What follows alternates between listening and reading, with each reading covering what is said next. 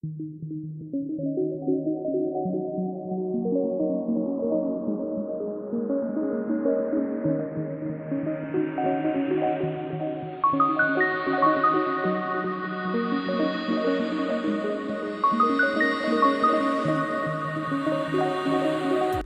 welcome to the Filan Foundation for Mental Health. I am your mental hygienist, Morgan Rector. Joining us today is Dr. Eliana Cohen of Dr. Eliana Cohen Psychology Corporation. Dr. Cohen counsels patients on a wide variety of issues, but today we're focusing on relationships, that lovely little minefield called love. Thank you for joining us, Eliana. Thank you. So first of all, before we delve into relationship issues, let's examine the principles themselves. Examining the psychological differences between the sexes. I recall that many times in my life I've heard people say that women are more emotional than men, yet men have all the same emotions as women. The difference is that society has given women free license to express all emotions openly, while men are allowed to express two emotions openly, anger and joy. However, men are not immune to anxiety, sadness, and fear. So do you feel that that's a myth, that women are more emotional? Oh, no, not at all. I think they both have more emotion and have more words for emotions and have more permission to express it. So it's across the board. Women have first are wired in terms of their brains to be like a bit more on the emotional side. Typically, right? Like we're talking about stereotypical, but then also the mothers will talk to the girls differently. They're allowed to express emotion from the time they're little, so they have more language, more ways to access the words for the emotions, so that they can express it. So even on that level, it's very difficult for men to have sort of room to explore their emotions or have the words for it. And then of course society does do that thing where it's I think they call it toxic masculinity, and where men are subject to these stereotypes. So that this notion that gender is a social construct, there's a lot more nature than nurture, would you say? That's like I think it's a lifelong question that everybody's had and every theorist has tackled. I tend to think of it as always combined, that it's part neural wiring and, a huge part cultural and a huge part developmental and learning, like what you learn in your family and then what your society or your community allow. So there's all these layers of that have to sort of grant permission and give language and allow the boy to be a bit more emotional. So some of it is really is sorry. Oh, you don't know. No, I don't hear you. So that's all I wanted to say. Oh, okay. And so when male and female partner clash, when they fight, is that a matter of men finally getting to a point where they no longer shut these feelings deep inside? Now they're also opening up emotionally and throwing it all out there. Is that when fights happen, or is there more complexity to it than that? I guess it depend. A lot of the fights tend to be the ones that are not like the classic power struggle. Then I would imagine have an element of that, where he's not been heard for a long time or has not expressed where he stands, and he's been working to be kind to her and accommodating to her, and then he gets to that point where it's like, okay, you need to hear me out. And those are the good fights. If she's able to hear, okay, well, maybe it's his turn to talk about his emotions. So that's in a very good case scenario type fight, because it's he means to communicate with her, really. In other cases, it's mostly power struggles. Oh, sure, absolutely. Right. I'm going to ask you about the errors that are made by both sexes in relationships. What are the most common mistakes that you would say men are most likely to make? So it links into your earlier question, actually. So there is a lot of research that has been done looking at couples when they fight. And it was a study that was done that had a 40-year follow-up from the time people got married till they divorced, so 40 years in. And so they were able to isolate the variables that couples that were really good at staying together did versus the couples that are really bad at being couples, so to speak.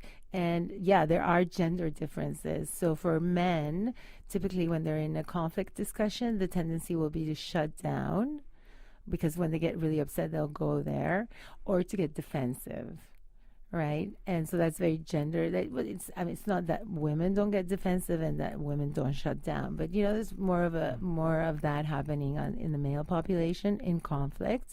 Women tend to do more the criticism. So he gets she gets critical, he gets defensive is usually the dynamic. Okay. And by the way, how long have you been doing relationship counseling? For the truth, the truth is, I started training when I was 24, and I'm stepping on 50. Oh my God, I said that in public.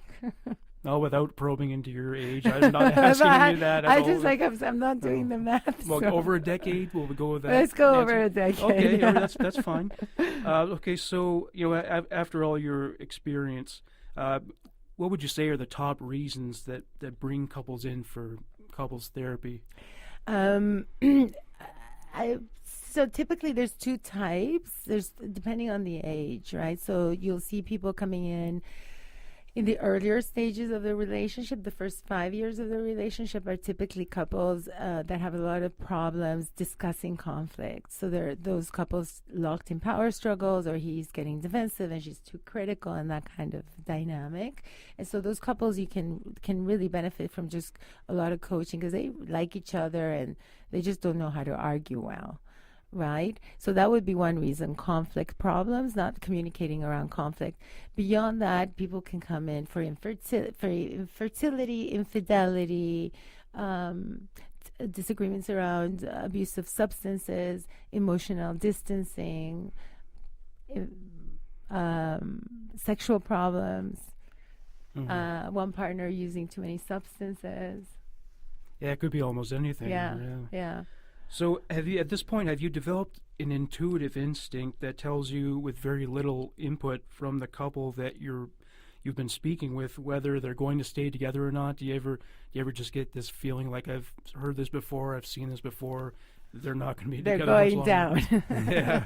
Oh yeah, it's some of it is of course my own intuition over the years, and some of it is really just scientific. There are a few ways of communicating when couples fight that are really pretty bad signs. So all it takes is for me to get them to talk about a conflict, and I can just sense right away, like, some of those signs are pretty evident.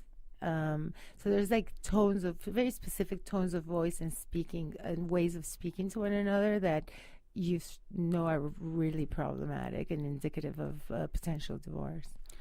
And speaking of divorce, the divorce rate is at this point in history, as it has been for a long time, is around 50%. And the rate at which people are having affairs has also risen dramatically, not just among men, but also women, with websites like ashleymadison.com providing a forum for linking people who wish to have an extramarital affair. What is the future of marriage in your opinion? Are you optimistic or pessimistic? Oh, wow.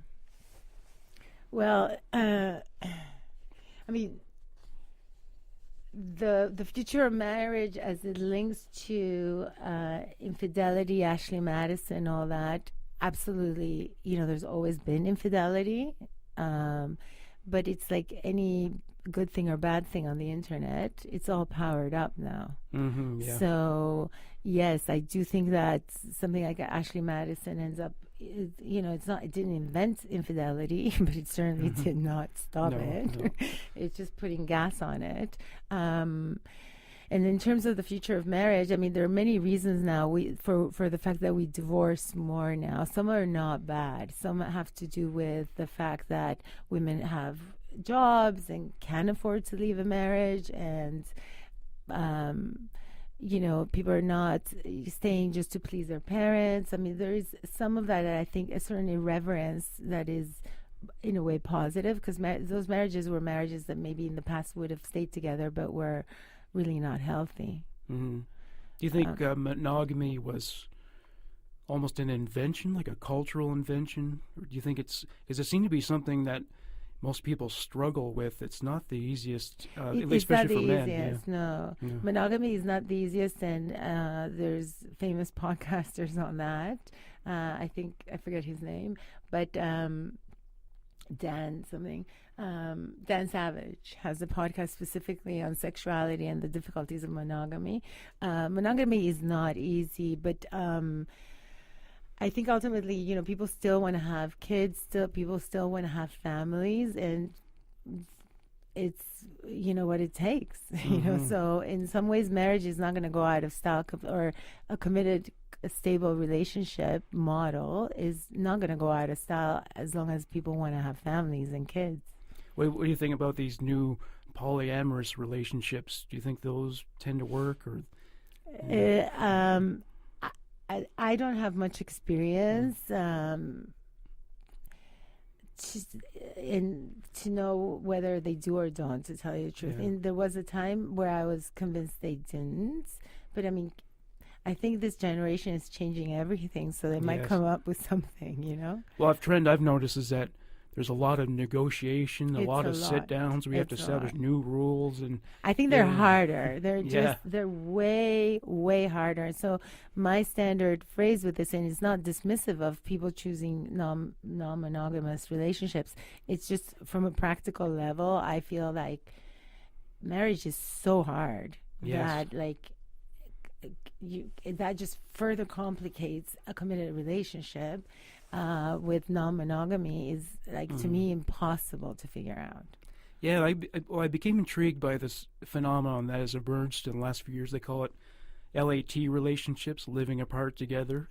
Some of the people are even married, and they're saying these relationships work really well because finances are a big part of what tears people apart. And they just said having separate residences and everything is a good formula for keeping people together. There you go. And so that still is a marriage, in my view. Like the fact that you have two residences, or a marriage is anything that's, and it doesn't even have to be a religious ceremony. It's a commitment to one another, so to speak, in the deep sense of it, beyond the legalities and the money exchange. So yeah, for sure, two houses, that's probably the best way to run a marriage. Yeah, it goes back to the whole power dynamic, how someone's convinced they know the right way to handle everything and the other person disagrees.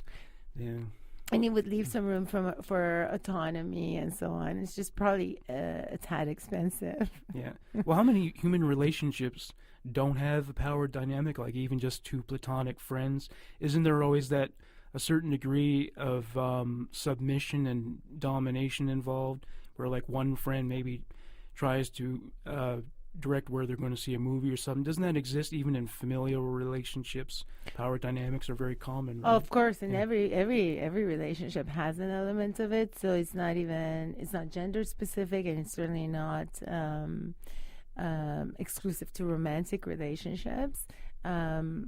But typically, it's not very productive. No, not at all. Yeah. Can people who need power give it up? That's the really hard part. So if it's an extreme need, because that is part of the negotiations, and for instance, going back to the idea of two residences, those couples, if they're committed to one another and are actually having an emotionally intimate relationship, are having power dynamics at other levels. Then. Sure, possibly absolutely. a little bit less, but they've given some up, so maybe that's what's keeping them together. Maybe it keeps them together. I'll look it up. I didn't know it already had a name. Are people realistic in their expectations? Do they expect an ideal of perfection from their relationships that neither their partner nor the relationship itself can deliver? Well, yeah. And there's, going back to the internet, there's a level of, bombardment now, and where it's institutionalized that, it's the Instagram looks and right? So there is even, there's this kind of and then online will create this expectation that you can find that girl, let's say, for example, not to genderize, women do it too, but, the ideal, something that doesn't actually exist. So that is feeding a percentage of the population, all these ideals that don't exist, and a sense of perfection. Oh, absolutely. And the false belief that ultimately the person has to be perfect for you, not Yeah. perfect. And so sometimes people miss that. And they kind of feel like nobody has the right to disappoint me. Yeah. But don't they? I mean, or maybe they shouldn't, but they will. Isn't that inevitable? Yeah, it is inevitable, and it is about negotiating those harsh or difficult moments. What have you found is the last thing a couple in therapy is looking to resolve their differences wants to hear? What do you find? Oh no, they don't want to do this. They don't want to hear this. Yeah, there's a lot they don't want to hear, but frequently. But typically, there's two types of couples that come into therapy. There'll be the couple, or they're individuals, let's say. So there'll be people who are coming into therapy to talk about the fact that they're really out of their relationship. So some people come to therapy to break up. Mm-hmm. And so that couple, the last thing they want to hear is, you're going to have a wonderful marriage after I'm done with you. Yeah. Because they're coming for help to separate. So that's counterproductive, isn't it? Right, obviously. But they're having a lot of trouble articulating it, or they're not sure, or, they're hesitant, or they're afraid of making that call. And, they're usually loving, like they're trying to bring their partner to actually get there and have that discussion. And so that couple, like that person probably doesn't want to hear it's salvageable. In the reverse is also true. Like couples will come and they want to make it work no matter what. Yeah. And those guys don't want to hear it. It's not gonna doesn't look good. Well, does anyone ever take on the role of tattletale? Like, well, Dr. Cohen's going to tell him. He's going to tell him what's constantly. what. Yeah, he's going to get an earful, but then maybe they find out how they may be at fault as well. Mm-hmm. Yeah, and frequently people will believe that I or come into therapy thinking I'm going to be an arbiter and say, she's right or he's right. But ultimately, like, I can have my own opinions, but they don't really matter. What matters is that for me to show that couple how to get to their own understanding so that eventually they can do it without me. Mm-hmm. So I coach the way in which they speak to one another. I don't really care who should have taken out the trash, or I don't get into the details, because as you say, they come in and they say, well, Dr. Cohen said blah, blah, blah. Yeah. Right? It's like, well, it's not up to me to run people's domestics life. It's up to me to give them an angle on how to run the relationship. Yeah, I think a lot of people also arrive at a juncture in a relationship where they think the only way to save this is if one of us could somehow change our personality. Mm-hmm. If we change the personality, we could change the behavior. But is there a way around it or between it where they can't change, but they can still change the behavior? How can you do the opposite of what you're inclined to do? Is that possible? Or? I think that. Yeah, absolutely. People can change behaviors. They can't, and it's also not fair to ask your partner to change in terms of personality. Mm-hmm. So, and it's often not successful. But the behavior can be changed. You can ask your partner to speak to you more gently, to breach conflict in a more calm way, to hear you out in a better way. You can show them how to do that, which is my job, and the hacks for it. But that can be changed. How you speak to one another, or how you pay attention to one another, the turning your attention towards your partner enough that your partner feels taken care of. So all these things, how to listen to one another more carefully. So all those things can be addressed. What you can't address is if the person's way too selfish, and it's not going to happen, right? Yeah, or stubborn. Yeah. Is there a particular archetypal personality that you would say is least likely to succeed in a relationship? Definitely. So along the lines of what we were just discussing, the least likely to succeed is always going to be the person who doesn't actually pay attention.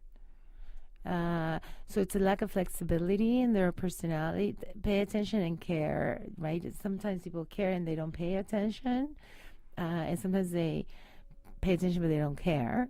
But it's somebody who really pays attention to the needs of their partner. It's that simple. And somebody who doesn't ultimately will run down the relationship. Sure. Right? It's really, it boils down to years of I'm paying attention and I care about you.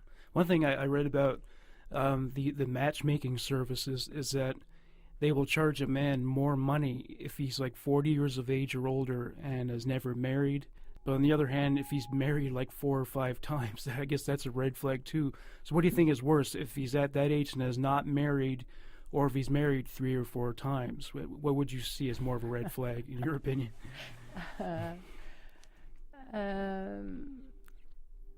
Hard to tell, right? Like, 'cause those are really the stories vary so much. So, I mean, I can tell you, typically the story for somebody who's had 3 marriages is really a painful story. It's somebody who tried with one marriage, then felt they were trying their best at getting a good relationship, and they went to the opposite extreme type of person, and that went down, and so they're on their 3rd try. You know, so I mean, it sounds worse on the surface than it is. It's more a history of painfully trying. True. Do you think sometimes it's bad luck too?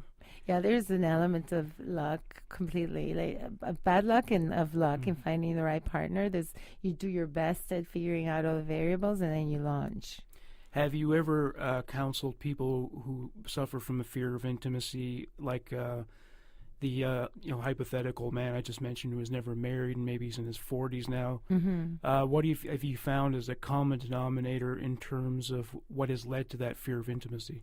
Exactly. So that because we never got to that other one. So yeah, absolutely. That type, let's say, if we're going to call it a type, and I always shudder to say type.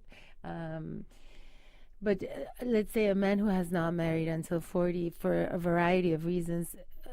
Typically, it's either a career thing where they were more married to their work and so ambitious and so driven that they had no room in their head for a committed relationship, or somebody who's had many girlfriends and can't choose and is scared of intimacy and has a lot of trouble making that. They're terrified of making the call of, I'm going to stay with that one. Do you think women have a valid concern when they hear about someone like that and think, well, I don't know, it doesn't sound like he's marriage material? Well, I've known many intelligent, highly achieved men that marry after 40 or around 40. Oh, okay, so they should just get to know them first. They should get to know them, because that profile is sort of like, if you're going to profile, but like, let's say 40-year-old male, unmarried, is interesting in its own. And so the person has to discover who is that person, right? Did they not marry because they're scared? Did they not marry because they're so career driven? And ultimately, some guys just like to be bachelors, you know. And or they players. The players too. She shouldn't go out with him. Yeah. So, what kind of person would you say is most likely to succeed in a relationship? If you could sort of design someone who has the ideal qualities, or in terms of the patterns you've seen in people who are very good marital partners or common law partners, what kind of qualities would you need to succeed in relationships? You know, so I think going back to what I was saying is that a good relationship requires an ongoing commitment to pay attention to the other person and to the other person's needs. And so the ideal partner knows that and does that for 20 years, 30 years, 40 years. So it takes a person who's almost smart enough to figure out that I may have a huge career or I may have all kinds of other interests, but like, it's in my interest to have the best marriage I can have. Yeah, sure. And is actually actively working on the relationship. Have you heard of a lot of relationships that are as good 10 years later as they were during the first year? Does that ever happen? It does happen. Yeah. It does happen, and in couples that are on very good track, the love deepens and is more and more solid. So they're even more attached over the years, not less attached. There's occasionally, so the curve of that's scientifically demonstrated in research. The curve of the couples that are having a great relationship, it just goes up. The love it's really remarkable to see the statistics of it. I don't know the exact numbers, but their love and their fondness and admiration for each other, which is a system that we research, increases over time. And given your best estimate, what percentage of divorces could have been avoided if the couple had sought treatment in the form of counselor like yourself?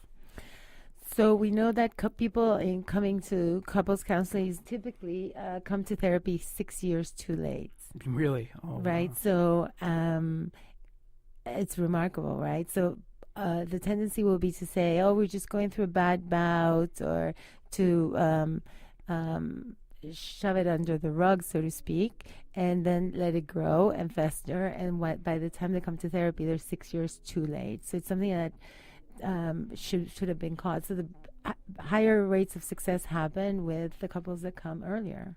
So is stability overrated? And what I mean is, well, we're not fighting and we're not cheating on each other, but other than that, we barely speak. And Yeah.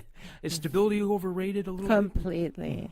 Like it's you shouldn't like if you think of your relationship and you're testing out a relationship. Let's say you're not married, and you're deciding whether or not to marry, and you're sort of okay with her.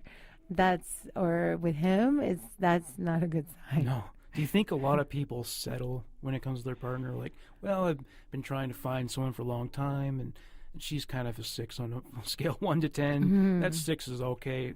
But people really shouldn't do that, should they? They shouldn't, but not because they're striving for an ideal like of perfection, but because if it doesn't feel right to you, eventually it's gonna not feel right to you much worse. So what feels kind of icky at the beginning can become very substantial.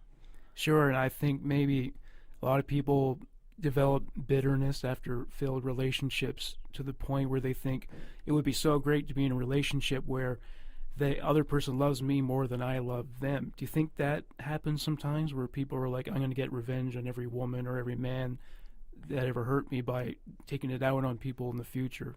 I am aware of that. That's certainly something that my patients have been victims to. The people that actually do that don't come to therapy. Oh, right? yes. Yeah. They're just out there getting revenge, and they're not. But I've counseled so many people who have been in their relationship and got taken advantage of, or just abused in some way emotionally because the guy was there to put her down in the end. Oh, yeah, sure, Right. absolutely. So Yeah, it's terrible, actually. Oh, yeah. Yeah. Yeah, the first time we fall in love, we're not jaded yet. And then, we dive in head first, and then we get our heart broken. So that can, unfortunately, kind of set a template for how some people approach relationships in the future, right? Absolutely. Yeah. And there are people who are out there to just collect stamps of like how many girls have been out with or how many boys have been out with, because it's not even gender specific. And it's remarkably objectified and disturbing, really. And the internet is just powering it up. So it's again the same problem of, there's always been narcissists and sociopaths out there dating and just moving from one woman to the other, or doing that thing, not being upfront, and lying, right, and hurting others, and that's always existed. But the internet is just giving them more of a medium. Well, one thing I've come upon on the internet, like dating sites where the profile is like a woman writes all this material in caps with like multiple exclamation marks. I'm not doing this. I'm not going to put up with that. They're screaming at you, and I'm like, wow. I don't think you're going to get a lot of responses, but some people really carry that rage forward with them. It's really remarkable. Yeah, it's and like that's who would respond to that rage? Yeah, they need counseling. Yeah. What kind of person would you say is most likely to be like chronically single all their lives? There are people who fail at relationships, but there are people who are just lonely for years on end. Do you find it has to do with their expectations? Do you find some people are maybe too picky? No, frequently it could be. Sometimes it's expectations, and sometimes it's difficulty around making the choice. It's a certain fear of like, is this going to work out okay? And sometimes there's I've worked with the people that are like remarkably smart, kind, interested, and want a relationship, but get too frightened at the time of making the call because they can't picture 20 years ahead or 30 years ahead, and they're almost too responsible, right? Mm-hmm. Because there's an element of risk that you have to take. Oh, absolutely, yeah. It is kind of dangerous in a way. You're It letting is. people in, right? They could Absolutely. trash the place. You do your best, you do Yes. due diligence, and you just jump because otherwise it doesn't get done. Yes, absolutely. Do you find that there are certain intimacy-related issues that scare people off the most, or a certain moment at which they would back off? Do you think there's a certain element of timing involved?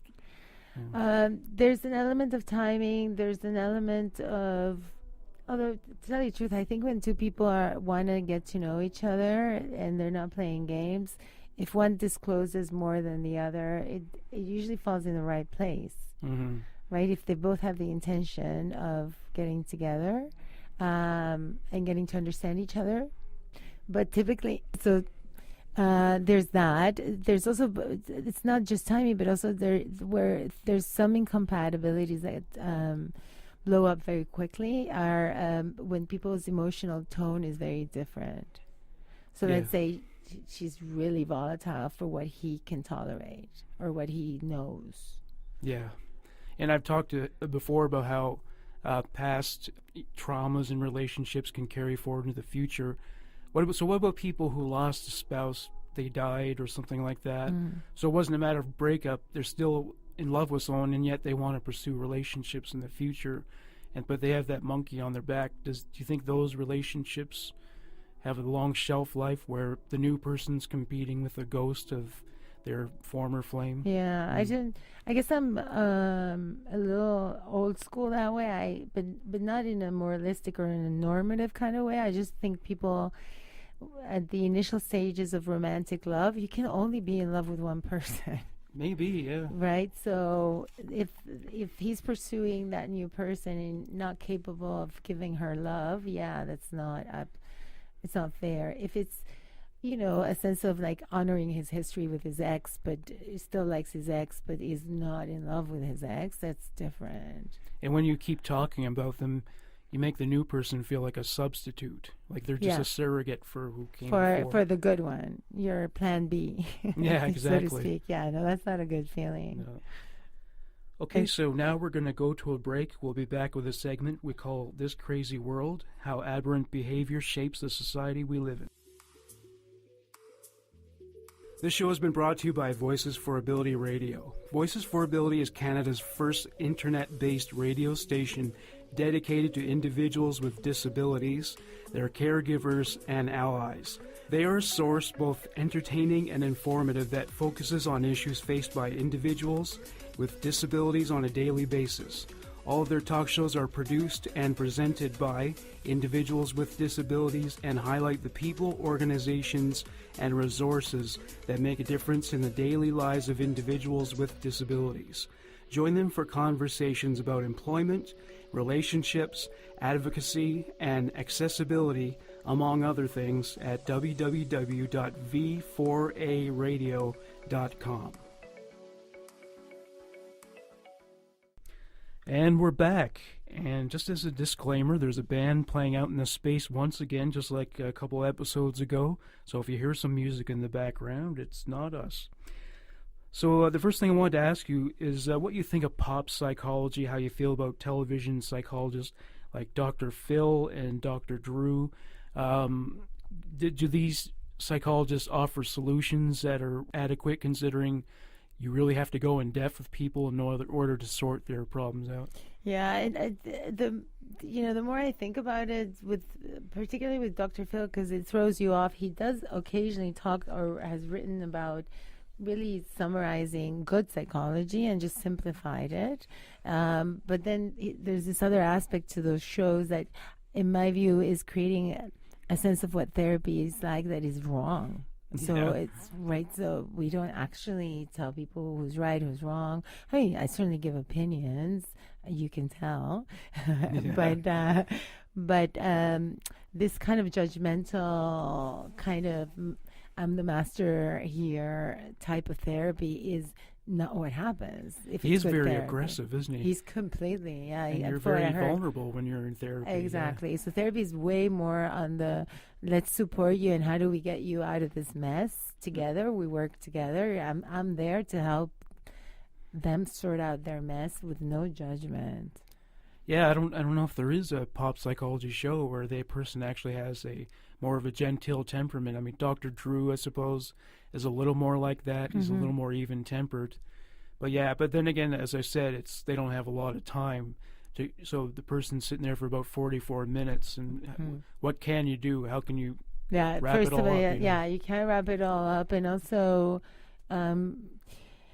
it's about, ultimately, it's about my clients need to feel that I'm rooting for them, and I am. And so that's the tone of therapy. I'm with you. Like, that's what it is. And you can't really do this job well unless you really do want people to come through and be happy.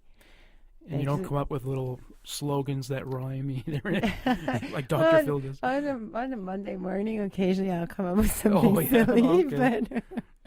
but no, not rhymey, kind of judgy, preachy. No. Oh, okay, that's good. So how do you feel about the so-called hookup culture with apps like Tinder, Grindr, and other web-based portals? Some say many young people are disinclined to choose long-term relationships and even less are likely to marry. Do these hookup apps pose a serious threat to commitment, do you think? Oh, absolutely. Absolutely. I mean, I think they pose a threat to commitment altogether, as you put it, not even in general, because they've distorted the entire dating process. And so now, even if you meet somebody, let's say, out of the dating app, that person's dated on the app and has already learned to date in that kind of rapid pace, kind of distant, objectified way. And so what it's going to do long term to the quality of relationships is really scary. Yeah, and I'm wondering how it affects their perspective on partners, in the sense that I think it makes people more superficial, swiping for right and who's the hottest. Exactly, objectifies beyond belief. It speeds things up terribly. It's gamey. It's really a game. That's the whole swipey thing, and it turns relationships, which are people who want serious relationships, end up having to sort out who wants to game and who wants a relationship.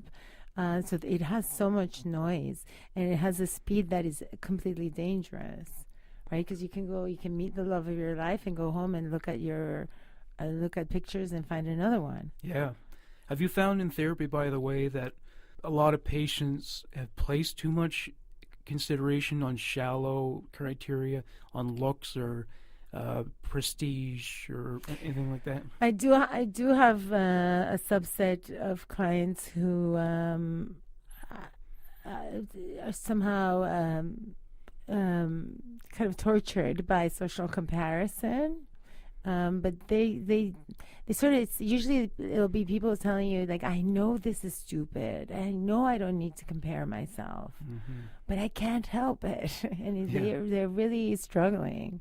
And I think a mistake a lot of men make is like, I know she's not a very nice person. I know she doesn't treat me well, but she's so hot, so I'll put up with it. Oh, yeah, that's it. Yeah, but I mean, I think your relationship's probably doomed if those are the circumstances. Yeah, if he's dating her because she's so hot, and that certainly does happen, and my clients will occasionally admit to it, and it's not likely to go anywhere. Yeah, exactly. So one phenomenon that has also emerged in the last few years is the incel, or involuntarily celibate young men. They are unable to connect with females, and their sexual frustration and emotional isolation manifests as misogyny, and in some cases violence, like the young man who ran over those people with his van a few months ago in North York. Does this surprise you, given the current social climate, when frequent sexual activity has emerged as a form of status, while intimate relationships and marriage are increasingly seen as a source of inhibition on personal freedom? Yeah, I mean, that level of misogyny is, of course, completely horrifying, and it's hard to just even think about what kind of phenomenon can create those horrific acts, because that's all that is. So yeah, and does the internet kind of feed that? Is your question, or? Yeah, I think it does. There are a lot of these so-called pickup artist websites. Oh yeah. And Yeah, and it powers it up, and it legitimizes it. It creates also, the internet also will help these guys get together, objectify women with more video, more image, more of this, more that. So yeah, and as you said, it's I love the way you put it, because I mean, that's the way I think about it, but you said it right. Like, it's like, now the more girlfriends you have, the more girls you've dated, the higher the status. Mm-hmm. So that there's like, this is like, they're a commodity, and you're like, since when having slept with 100 women or 100 men is a status thing? And they're actually misled by misogynists. Like, you'd think, well, if you want advice on how to connect with women, then ask women for advice on that. But they don't. They're all misled by men who are really feeding these attitudes. Like, there was one young man in California who killed some people. I think maybe it was kind of like the van attack. I think he ran some people over, and he was obsessed with these pickup artists' websites, where they're kind of, in a way, they're putting the reader down, saying, well, don't be a wimp, don't do this and that, and women are like this and that. They do portray women as being kind of cold-blooded and Darwinian. Yes. Oh, yes. I've heard of this. And what's the plan or something, or the... But there's absolutely, there's these websites where there's methods for how to rope in and manipulate girls and have no respect for women whatsoever. And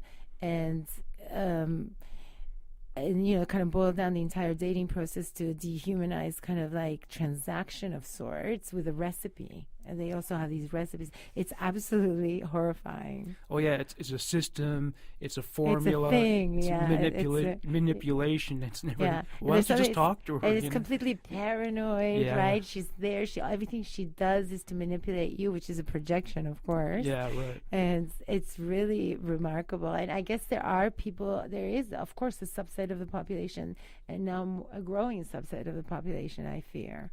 Yeah, they do portray women as almost like soulless and lacking in empathy. And actually, I think these guys fit that profile more. Exactly, completely their thing. So, on that note, thank you very much for joining us today. So, what is your company's website URL? So it's www.drcohen.ca, and my office is at 1 King Street West on the 48th. Is it okay to give Yeah, go ahead. 416-508-8514. And I know that relationship counseling is just one aspect of the services that you provide. So what other areas do you counsel people in?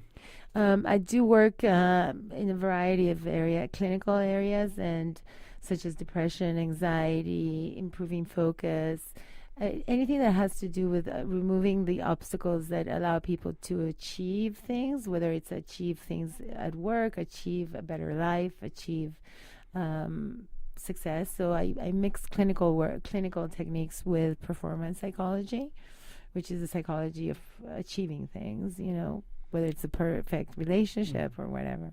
So, I know that psychology is as much an art as it is a science. Do you have a philosophy in mind that would perhaps distinguish you from other counselors? I do. I have very specific style in that I practiced, in the more traditional way for many, many years, and with labels and diagnoses, and I've moved away completely from that over the years, because I do think more and more, and I believe more and more, that understanding people without labeling and without medicalizing it is the best way to help anyone. Your science is not always very reassuring when you're not the scientist. No. And the labels, again, they never tell the whole story. No, they don't tell any story. They just objectify to some degree. So I find, the more I practice, the more I realize people are not depressed as a disease. They're depressed about something. Yeah. And so many of these disorders can be so easily misdiagnosed as well. Yeah. or and exactly, or diagnosing the human condition, like being anxious or Yeah. Oh, yeah. being low, or that's part of like being alive. It's not always basically, chronic. it's Yeah. not always a Episodic. diagnosis. Yeah, So it basically. it's usually like a yeah. life crisis that they have to solve. Sorry. Oh, sure, absolutely. Yeah, yeah. So would you describe it as what they call relational therapy? Yeah, I do a lot of work on relationships. So I will either see the couples and or see individuals, and to discuss and figure out their relationship. You're the only doctor there, or do you have At the other moment, I physicians? am. Yes. Okay, Yes. great. Yes. I used to have. I've had associates for 20+ years, and at the moment, I'm flying solo. Oh, that's very good. Well, as I said, thank you very much for joining us today. Thank you. And that's all for the Filan Foundation for Mental Health. I'm your mental hygienist, Morgan Rector. Bye for now.